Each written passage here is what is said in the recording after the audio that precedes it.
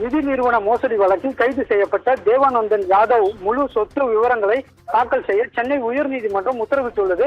சென்னை மயிலாப்பூரில் செயல்பட்டு வந்த தி மயிலாப்பூர் இந்து பர்மனன்ட் ஃபண்ட் நிதி நிறுவனத்தில் முதலீடு செய்த 100க்கும் மேற்பட்ட முதலீட்டாளர்களிடம் பல கோடி ரூபாய் மோசடி செய்ததாக அந்த நிறுவனம் இயக்குனர் தேவானந்தம் யாதவ் உள்ளிட்ட 6 பேரை சென்னை பொருளாதார குற்றப்பிரிவு காவல்துறையினர் கைது செய்து சிறையில் அடைத்தனர். இந்த வழக்கின் ஜாமீன் கோரி தேவானந்தம் உள்ளிட்ட 3 பேர் தாக்கல் செய்த மனுக்களை 2வது முறையாக தள்ளுபடி செய்த நிலையில் 3வது முறையாக மனு தாக்கல் செய்யப்பட்டது.